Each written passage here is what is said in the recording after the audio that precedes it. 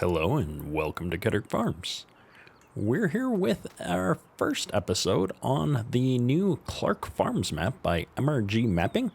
I'm really excited to play on this map. I did a little bit of a preview of this map, a week or so back, just before it released. And there were a few things still in progress, but just taking a look at it now, it just looks amazing. And so I'm super excited to try this out. For those that are not familiar with Clarke Farms, he is a first-generation farmer in southwestern Indiana, I want to say. Ooh, fact check me on this. I'll put something on the screen if I'm wrong, obviously. But he's a YouTuber, has an awesome YouTube channel, which I will also be linking in the description below. So I highly recommend checking him out. He's very entertaining to watch. And as a first-generation farmer, he talks a lot about just how he got into farming and some of the struggles and things that he's had. It's been a really entertaining channel to watch. He's been farming for, I think, 4 years now. So it's pretty interesting. And the farm setup that he has here is also very interesting. And so I just wanted to talk about a couple of the key features. Go watch my preview video that I did a week or so ago. It'll be in the same playlist as this video. So I'm not going to talk about all the features of the map here. I'm just going to talk about a couple of small changes that I made. And really the big one is I swapped out all of the bins that were on the map by default. The bins that were there before worked great. But they use the typical Giants farm silo shared capacity mechanism. And I wanted to go for a little bit more, realism. And so I swapped them out with these really cool Brock bins that I found on the Simply Safe Modding website, which I'll link below as well. And these bins are a little bit different. If I hit F1 here and walk up to it, you'll see that each bin has a fill level. And these bins are designed to only hold one crop at a time. And so we're going to be able to use these bins to store our crops. But if I start putting corn in this bin right here, I'm not going to be able to put beans in it. And it's going to be a corn bin and have its own capacity. And so this is very realistic. I really like that feature. And so I just swapped them out. I tried to get them in about the same place as they were. And then this was something that the model was in the game when I did my preview, but it wasn't hooked up to Global Company yet. And so this is a corn dryer that is hooked up to Global Company. And if I walk up here, you can see that I've got my inputs of propane and corn and my output for dry corn. And so we're going to be able to dry our corn and then pump it back out of the dryer here and into a wagon and put the dry corn into our bins to hold on to, or go sell that at the elevator for a little bit more money. If I bring up the commodity prices menu here, you'll notice corn is at $26 a bushel and dry corn is at $34. So you're going to get a little bit more money for drying your corn. And that, the trade-off there is with the cost of propane. I think it's a static increase. I'm looking here at the economy here for seasons. Dry corn follows the same pattern as corn, but, and again, this is in liters and such, but you can see that it peaks out here at 1,096, where if I look at normal corn, we peak out at 877. And so you're looking at, a 20% increase in your profits for selling dry corn almost. Now, there's a bunch of things that I wanted to do with this map before we got started on this series, but honestly, I just didn't have the time. And so rather than postpone launching the series for several more days while I work on all the finer details, I thought we could go ahead and get started with the series, and I'll add in the missing pieces of equipment and some other things as we go. So let's talk about the actual series. I've got a bunch of cool equipment here that we're going to be running. I do have this awesome Ford grain truck that I've been playing with in a couple of my recent series here. And I guess I'll put out the disclaimer now as we're, still kind of doing a farm tour is A lot of the equipment I'm using is similar to what Clarke Farms uses on his actual farm, but not exact. And in some cases, I picked equipment that I thought was going to be easier to play with, such as this Kinsey 12-row planter. He has a Kinsey 12-row planter, but he has the different style with the staggered seed boxes, and this is a different model. This has the fertilizer bins on it. I could have got the staggered seed model planter, but I really want to be able to apply fertilizer while I'm planting to cut down on the amount of work that I have to do in the field. Because, quite honestly, with the 3 rounds of fertilizer requirement with seasons, I don't like having to be out there quite that much. So we're going to make some small changes like that. We've got another awesome shed here, but I don't have anything in this shed yet. I still need to pick up a pickup truck. But if we walk down here, most of my equipment is actually being stored down here. In real life, I think he's got a J&M 525. I couldn't find one, so I've got this 875. It's pretty close. We've got our bean head here. I believe this matches up pretty close to what he's got on his current combine. And then in this lean-to here, we've got most of our equipment. So I do have a 7140 from CNH Modding. I've also got a 2388. I want to say this was also from CNH Modding. We've got a 6-row corn head here to match up with our 12-row planter. Ideally, I would want a bigger corn head on a combine this size, but I didn't have a 12-row head. I wasn't sure if that would be too much, and I think Clarke Farms is actually using a 6-row head, if I remember from the current video. So we've got a disc here that's set up, I believe, as a subsoiler. So this is what I'll use in the fall for tillage on like corn ground. And then we've got a Landau finish all, I believe is what it's called, for spring tillage. And this is very similar to the one that Clarke Farms has as well, because I think his is yellow for whatever reason, but very similar. And then we've got this awesome 9330. This is a really cool tractor because it's an articulated tractor, but it's low enough horsepower that it shows up in the medium tractor size category. And so this tractor and the 7140 are actually really close in horsepower. And so this is going to be just a fun tractor to play around with. I like the Steiger body style look, and I don't know. I'm really looking forward to that tractor. We do have our standard Farm King auger here that we're going to need to be able to put grain into the top of our bins and the corn dryer. And then I had a Brandt auger over there as well for unloading out of those bins. We've got a fuel point, and then this farm. So we're going to start out, I think, just owning the core farm here. We are going to expand pretty quickly in this series, I think. But for the first year, while I'm still picking up equipment, we're going to start with just this core part of the farm. And I do plan on running cows on this farm. I just haven't had a chance to set that all up and figure out how many head of cattle we should have and get really all the grass equipment on this save. I was going through and trying to find the right mods to replicate what Clarke Farms uses, because he's got some cool older equipment, pretty small scale stuff. And so I think I can find all of the mods that he has. I just haven't had a chance to do it. So as we get into summer, ideally we'll pick some of that up and be able to mow some of the grass and stuff that we have. So we're missing a few other pieces of equipment, such as he's got a semi with a Timty trailer. So I'm going to try and find that and get that added in. We won't need that stuff until fall because we don't have any grain in our bins right now. And so we're going to start out and play on hard difficulty. And as we've seen in our other playthrough, hard economic difficulty is not exactly hard, but we're going to use it nonetheless. And then we're also going to start off with, what do I have? $900 here. So we're missing a lot of equipment for spraying and fertilizer and stuff like that.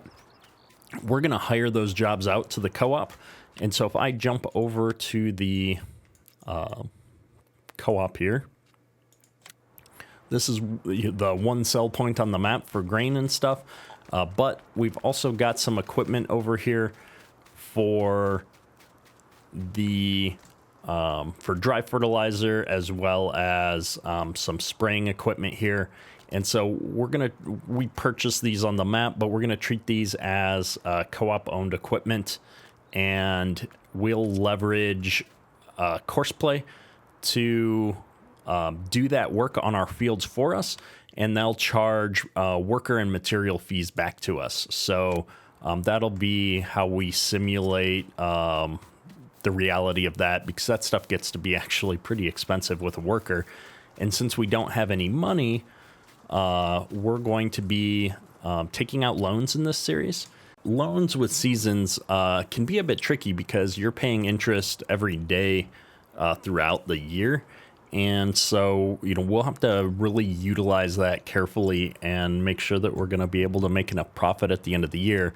Now, because the economic difficulty on hard is really not that hard, I'm not too worried about it, but, we'll see how it goes. I'm trying to, increase a little bit the realism as we go through these series. Now, we should probably jump in and do a little bit of field work here.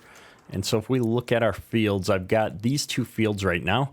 It is spring. The ground is a little bit wet, but it shouldn't be too bad. If we look at the weather, we're looking at potentially snow towards the end of the day on Tuesday, snow/rain. And then we got a lot of rain coming Thursday, Friday, Saturday, Sunday. So I don't know if the ground is going to warm up enough. Oh, and we want to be on 6-day season lengths. So let's adjust that and then go back into that menu and see what it looks like. That looks a little bit better. It did get rid of my rain, which is maybe unfortunate. But Thursday, Friday, we've got more rain coming. And so the goal is we probably need to worry about getting our crops in here in the next 2 days before all this rain hits us for 3 days straight. And so with 6-day seasons, should be pretty good for this small scale farming. And if we look at the bigger map here, one of our fields does need plowing. So we're going to go ahead and do some equipment shuffle and jump into some actual play here. So we're going to get this combine loaded up here, or moved out of the way here. And this is like the loudest combine ever. So at some point I might have to look into doing something about this. But we're going to park this right here. I'm going in cab because it mutes the noise a little bit when that combine's on. That bird, what is that bird walking on? Thin air. And I think what we're going to do is I'm going to get this tractor out of the way. I want to use that 9330. I'm really liking how that mod looks. All of the CNH tractors seem to have a little bit louder volume, and I don't have manual attach installed. Oh, we're going to have to fix that as well. I am not a fan of not using manual attach anymore. Wow, that's a lot of negatives. I am a big fan of using manual attach. Let's put it that way. So we're going to go ahead and grab this disc, though. Got this nice case 345. Did I just smack into my combine? I am not paying attention here. So we're going to go ahead and get started over here on this this field. Oh, man. So many mods missing. I didn't install GPS. It feels like I forgot to put my standard mod pack in when we started this map. I'm going to have to deal with that. So let's see here. I think we're going to start going down and along this long row here. We'll do a sanity check on our mod list after this episode. But we're going to go ahead and just get started do some plowing by hand. It might be a little crooked.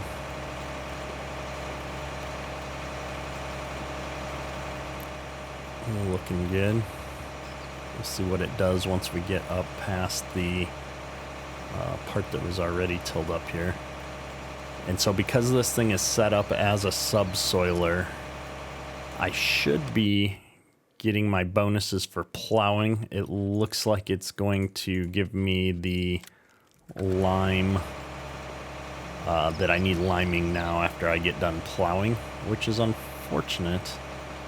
And this is one of those things with seasons where I always feel like the first season that you play on a map is the roughest. I appreciate that MRG spent some time and gave us some variation, so it's not every single field needs is at state 0. But I feel like I'm cursed that every... Oh no, maybe the lime is just a little bit on the edge there from how things were painted. I feel like I'm cursed in every map I play in. I start my farm in the worst possible situation, and I'm always doing a whole bunch of jobs that you wouldn't normally have to do back to back all at one time. I am a fan of the disc that we're using though. This is working out pretty good. We're going a solid 8 miles an hour, which feels pretty healthy. And, you know, this is a reasonable width for this tractor, I think. I'm not sure what it would be in real life. I'm not sure what the horsepower requirements are on this implement. Normally, I do a little bit of research. I want to say I looked at it and it was within acceptable bounds, but what we'll find out is as we start going on these hills, if we have to slow down at all. It's a pretty decent sized pasture for cows. I really want to get some cows going over there here soon as well. For the animals and stuff that are supposed to already be here, I'll probably add those in manually rather than buying them on the go. At least a handful. I don't know how many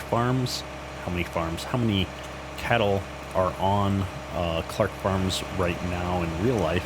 I'm going to try and watch some of the videos. I checked out some of his videos that he recorded over the summer on making hay and stuff, so I've got a pretty good handle on some of the equipment that I'm missing.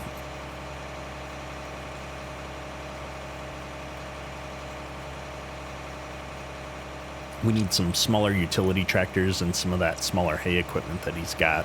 So we'll get all that stuff added in here on this side behind the scenes as we get a little bit further into the series. But I've got to figure out how many animals and stuff they're running.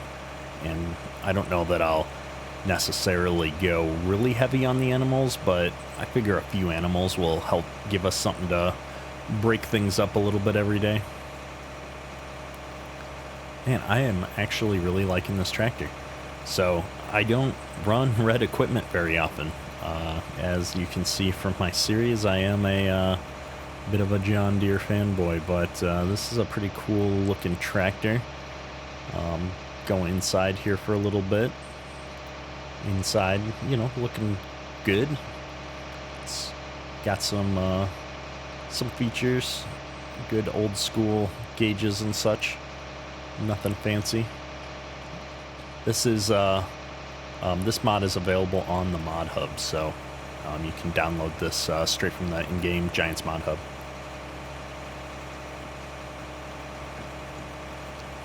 We haven't had any problems with horsepower. If I can jump into my garage for just a second, this thing has 240 horse, and if I find this requires 200 horse for the disc, so I think we're in a pretty good spot. Let's get hay out of the ditch though. And so this is gonna work out really well. I think this equipment setup that we got is a great starter farm setup.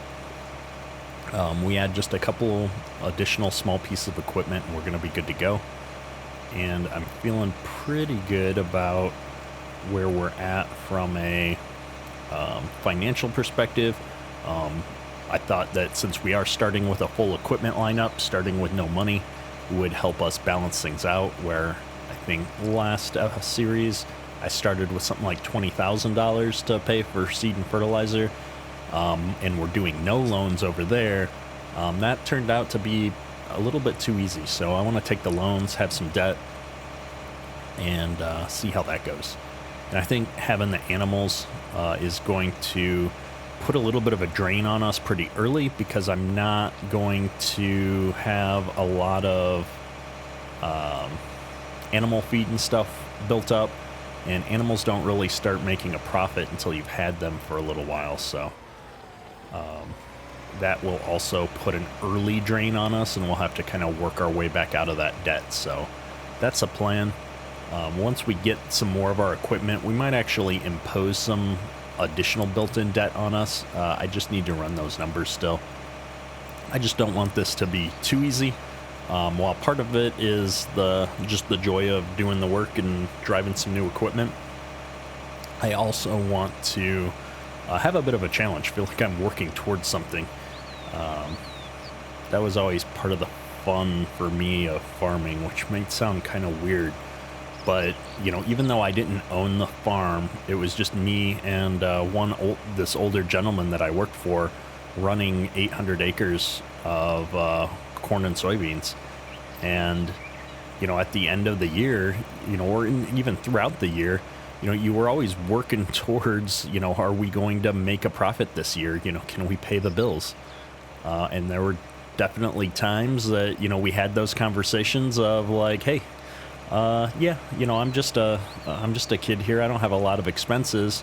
Like, maybe you can pay me, next week. It doesn't need to be this week. I know we've got the grain getting sold here, next week, and, we'll make ends meet after that, right? And there were definitely times over the years that, stuff was that tight, which is fine. That's part of the, the thing with farming is that, unlike a normal job, you're not getting paid every week, right? You get paid when you sell your grain. And, that happens depending on how how well you play the markets and, line things up. That could only be happening a couple times a year potentially. And so you had to, really be good with your finances. And, I think that's something that a lot of people don't think about when they think about farmers, is that, farmers have to be accountants at the same time. There's just a lot of financial management that goes into farming. And a lot of the farmers I know were some of the best money managers that, I've gotten to work with. And they really, taught me, how to look at my finances and manage my money and, not overspend, and to think things through and look at that bigger long-term picture. I feel like so many people that I interact with, in my current life don't spend enough time to think things through and think about the big picture. It's always about the immediate gratification of, I got a paycheck, I want to spend my money. And you're not thinking through to, 1 or 2 years or 3 years down the road of what you might need to spend that money on, right? Where, farmers are looking at their equipment and their buildings and their bin storage and things like that, and thinking about like, hey, in 2-3 years from now, I'm probably going to need to replace that piece of equipment, or I'm going to need more storage, or I'm going to need more land. And I've got to save up that money for, years to get to that point. So, it's just something that a lot of people I talk to, when you think about a farmer, they're just thinking about somebody out in the fields, doing manual labor. And they don't think about the business management aspect of running a farm, which is, just a huge part of what farmers have to do. This is just a great looking machine. We're overlapping quite a bit here on our headlands. I'm going to finish off this second headland pass, I think, and then, pick a direction. Oh, we've completely messed it up. We're going to pick a direction and kind of go back and forth more on the long rows after we're done taking these headlands off, I think. And once I get around this bend here, I'm going to pull up the map one more time and just make sure that I'm not going to need to be liming this field here. Because I do want to try and maximize our yield. Yep, it looks good.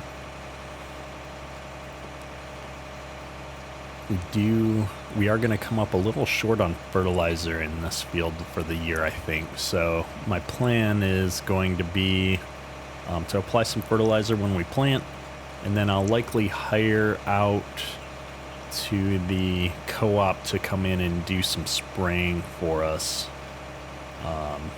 But we probably will only get to our second stage on this field. The other field, we got some fertilizer down in the fall, it looks like. And so if I put some more on when we do our planting, and then we hire out to the co-op to come in and do some spraying for us, I think we'll be in a good spot next year to keep up with that.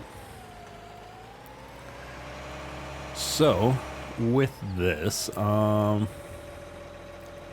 think what I want to do is we're going to come in here and I'm going to find a good angle on this field to cut through, and then we're going to ask a worker to try and take this on for us, since I don't have GPS right now, and I want to go and get that finish all hooked up. So I've got a normal worker hired now, and it looks like he's gonna figure out what he's doing, I'm hoping.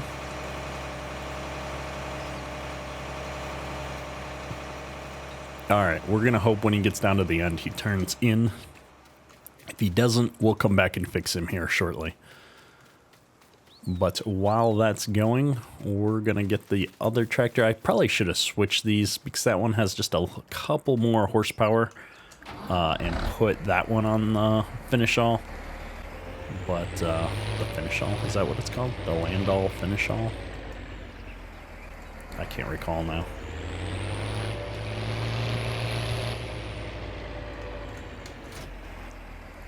But we're gonna just use this one. In fact, let me check the horsepower requirements on this thing.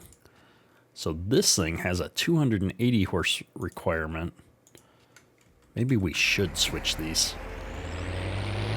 Because I know that 9330 has just a little bit more horsepower, so I think we're gonna do that. We need to check on his status here anyway, it looks like. I think he got stuck. So we're gonna just drive this on out there and take over for him. I don't know what he's doing right now. Whoops. We're going to also turn down vehicle volume 1 notch and see if that helps. If during editing these vehicles are too loud, I will make adjustments next episode for this. Oh, he is gonna go down here and turn around, it looks like. Well, let me let him get turned around on the new row, since he seems like he knows what he's doing. And then once he's turned around and in his appropriate spot, we'll switch the implements out. I saw in the latest Alpine patch here for Farm Sim that they've supposedly made some improvements to workers. I'm not sure. Hey, where'd he go? Okay, these are not improvements. Hello? Where did you go? Helper J? So yeah, that's improvements to helper logic for Farm Sim. We're gonna try not to take out this telephone pole. And we're gonna come back down here. And we're just gonna drop this implement off in the field right about here.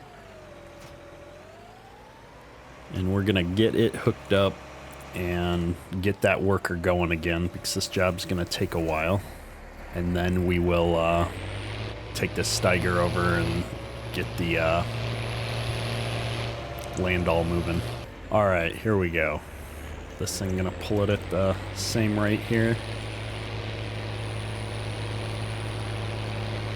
Yeah, it looks like we're going at a solid 8 miles an hour. I'm gonna get up here alongside my previous track just to make sure I'm going straight, since we do have multi-terrain angle here. I want to make sure we're on the same angle, because the helper will work at whatever angle I leave him pointed at, and it's kind of hard to tell sometimes. And so we'll get him started in just a second, like so. There he goes. And now hopefully, whoops, hopefully he's going to keep turning into this big part of the field and keep going. That's quite the hill there. I cannot wait to see how our equipment's doing on these hills.